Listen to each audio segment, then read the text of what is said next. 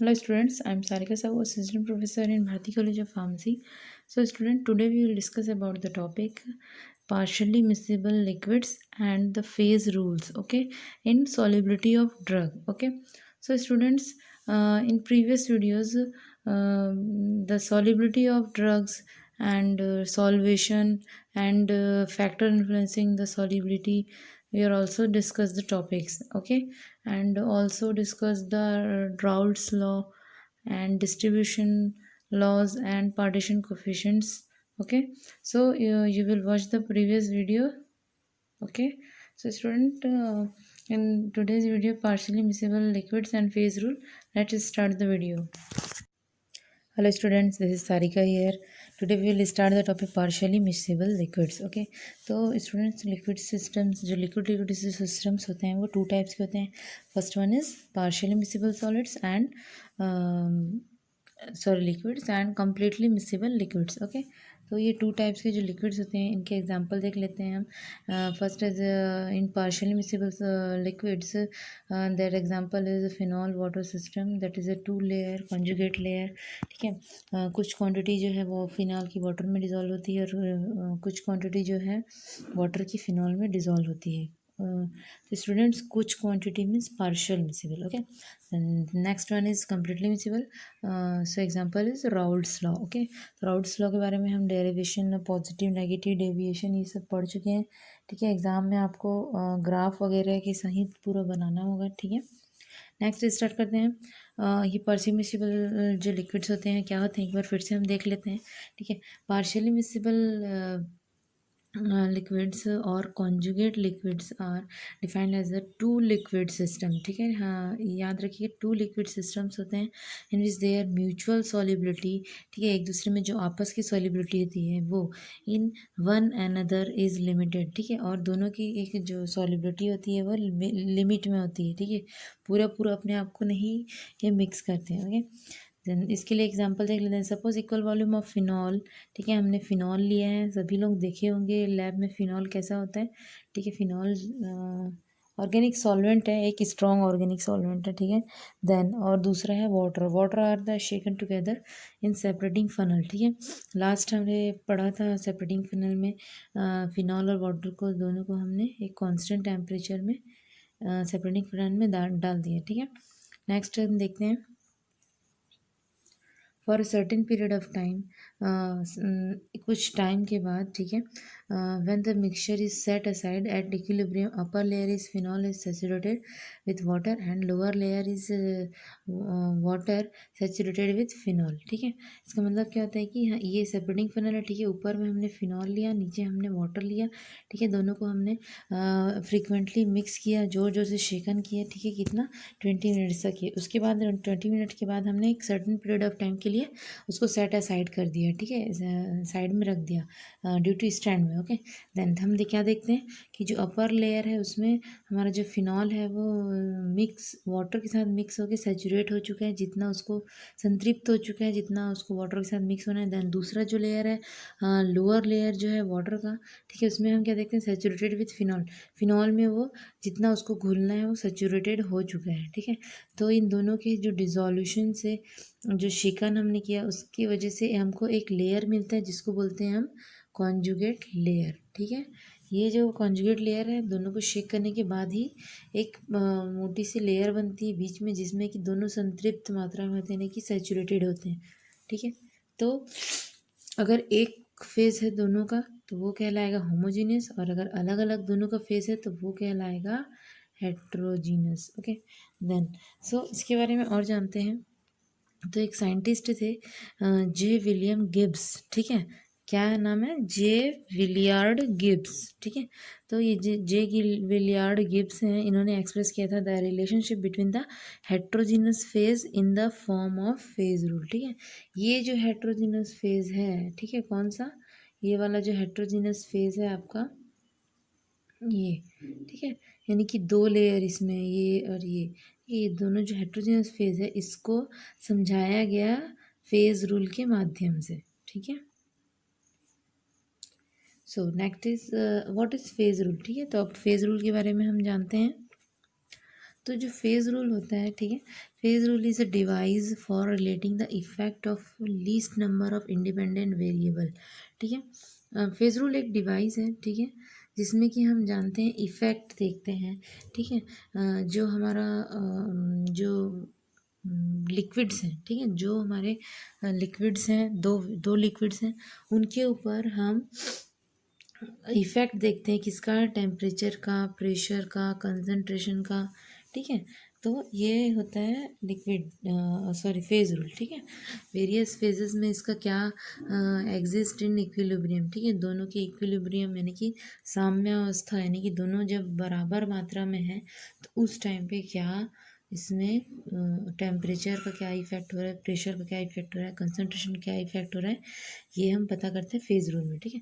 System containing a given number of component, it is known as a Gibbs phase rule, ठीक है। ये जो system है ये क्या कहलाता है, गिब्स फेज रूल। और ये system containing a given number of component, component का मतलब क्या हुआ, एक कंपोनेंट आपका हो गया फिनॉल, दूसरा कंपोनेंट हो गया आपका वाटर, ठीक है। तो यहाँ पे दो कंपोनेंट हो गए, ठीक है। इसी तरीके से अगर हम वाटर की बात करें तो वाटर कितने फॉर्म में अवेलेबल होता है, तीन फॉर्म में, सॉलिड, लिक्विड, गैस।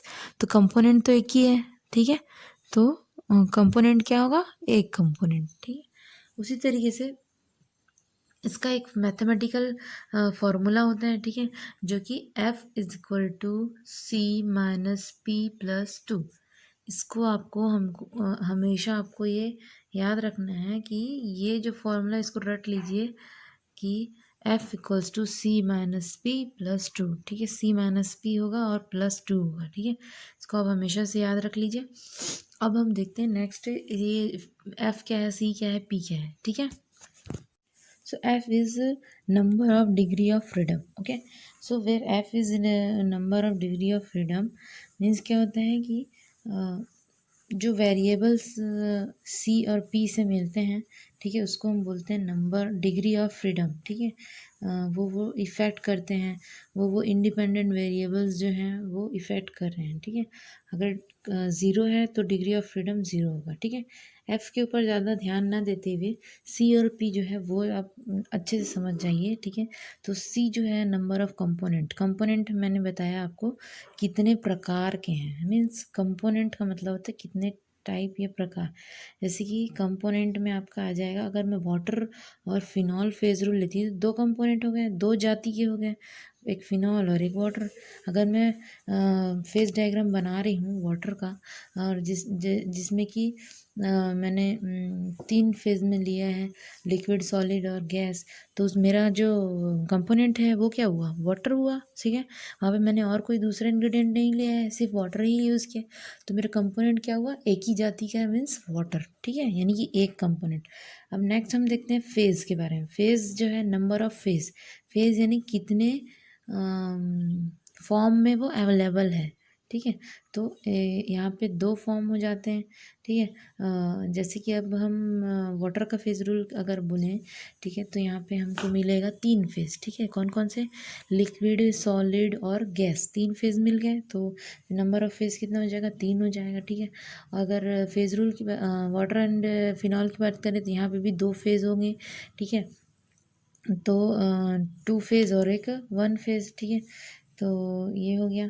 तो इस तरीके से फेज़ क्या होता है आपको समझ में आ गया, और कंपोनेंट, ठीक है। तो सी और पी जो है वो हम फॉर्मूले में रखेंगे, और एफ़ जो है अपने आप निकल आएगा, ठीक है। एफ़ के लिए ज़्यादा दिमाग नहीं लगाना है, सिर्फ पी और सी के ऊपर हमको कंसंट्रेट करना है, okay. So the effect of temperature on the miscibility of two component, the effect of temperature on the miscibility of two component is expressed by the phase diagram, ठीक है। अब देखते हैं ये जो हमारा जो कंपोनेंट सिस्टम, कंपोनेंट लिक्विड्स है, यानी कि टू कंपोनेंट लिक्विड्स है, जैसे कि हमारा फिनॉल और वाटर का सिस्टम हो गया। तो अब हम ये देखेंगे कि इस फेज डायग्राम के थ्रू कि इफ़ेक्ट ऑफ टेम्परेचर, टेम्परेचर का क्या इफ़ेक्ट हो रहा है ये हम पता करते हैं, ठीक है। तो देखते हैं हम फेज डायग्राम। तो फेज डायग्राम जो है, phase diagram are two component liquid, ठीक है। इसमें क्या होता है कि दो कंपोनेंट लिक्विड के लिए जाते हैं, ठीक है। और द मिक्सचर हैव एन, जो मिक्सचर, इसमें दोनों का जो मिक्सचर है वो क्या शो करता है, एक जो have an UCST and LCST, ठीक है। ये क्या शो करता है, UCST यानी कि अपर क्रिटिकल सॉल्यूशन टेम्परेचर, ठीक है। और दूसरा क्या शो करता है ये, LCST means lower critical solution temperature, ठीक है। अब ये CST क्या है, मैंने लास्ट के वीडियोस में आपको बताया हुआ है, ठीक है। तो ये दो टाइप के हो गए, कौन कौन से, UCST एंड LCST, ओके। सो अब हम देखते हैं कंपोनेंट की अगर बात करें, ठीक है। तो कंपोनेंट जो है मीन्स कंपोजिशन, ठीक है, कितने प्रकार से मिल के बना है। तो यहाँ पे देखिए वाटर और फिनॉल के सिस्टम में ये वाटर और एक फिनॉल, ये दो हो गए, तो ये इसका कंपोनेंट कितना हो गया, 2, ठीक। अब वाटर के केस में देखिए, वाटर के केस में अगर सिर्फ वाटर का हम बना रहे हैं आइस, लिक्विड और गैस में करके, तो कंपोनेंट कितना हुआ, एक ही हुआ, ठीक है। और कोई तो उसके साथ मिला नहीं है, इसलिए वाटर का कंपोनेंट कितना हो गया, एक, ठीक है। नेक्स्ट फेज़ की बात अगर करें, ठीक है, तो फेज़ में क्या होता है कि कितने फॉर्म हैं, ठीक है। तो जो वाटर का अगर हम फेज रूल बनाते हैं तो उसमें 3 फॉर्म होते हैं, आइस, वाटर एंड वेपर, ठीक है। तो ये क्या हो, 1, 2 एंड 3, तो 3 हो गया, ठीक है, फेज, ठीक। इस तरीके से ये किया जाता है, ठीक है। तो phase rule is applied in the solubility phenomena, ठीक है। ये जो फेज रूल है ये अप्लाई किया जाता है सॉलिबिलिटी फिनोमिना के लिए, क्योंकि हम ये किसके चैप्टर के अंडर पढ़ रहे हैं, सॉलिबिलिटी के चैप्टर के अंडर, ठीक है। तो ये सॉलिबिलिटी है, उसके फिनोमिना में ये आता है फेज रूल, ठीक है। सॉलिबिलिटी को चेक करने का ही एक पैरामीटर है ये फेज रूल, ठीक है। तो अब देखते हैं effect of temperature variation on the degree of miscibility in these system is described by mean phase diagram, ठीक है। इफेक्ट ऑफ टेम्परेचर को बताया जाता है, वेरिएशन उसमें क्या क्या हो रहा है, कितनी डिग्री ऑफ मिसिबिलिटी, कितने डिग्री तक वो मिसिबल हो रहा है टेम्परेचर बढ़ाने या घटाने से, ठीक है। ये क्या किससे बताया जाता है, फेज डायग्राम के थ्रू, ओके। तो फेज डायग्राम क्या है, फेज डायग्राम जो है graph of temperature versus composition of constant pressure, ठीक है। क्या होता है phase rule, graph of temperature versus composition at constant pressure, ठीक है। ये होता है हमारा फेज डायग्राम जो बनेगा, ठीक है। तो ये जो फेज डायग्राम है ये मोस्ट इम्पॉर्टेंट पार्ट इसमें है, ये क्रिटिकल सॉल्यूशन टेम्परेचर, ठीक है। तो ये जो UCST ये क्या होता है, इसको हम एक और नाम से जानते हैं, अपर कॉन्सोल्यूट टेम्परेचर, ठीक है। तो घबराना नहीं है कि CST मतलब तो सॉल्यूशन था, अब कैसे हो गया, तो इसको हम ये भी बोल सकते हैं अपर कॉन्सोल्यूट टेम्परेचर, ठीक है। तो इसका मतलब क्या था, is the maximum temperature at which the two phase region exist, ठीक है। जहाँ पर दो फेज रीजन जो है वो मैक्सिमम टेम्परेचर जहाँ दो फेज रीजन जो है एग्जिस्ट नहीं करते हैं, ठीक है। इसका एग्जांपल देख लेते हैं,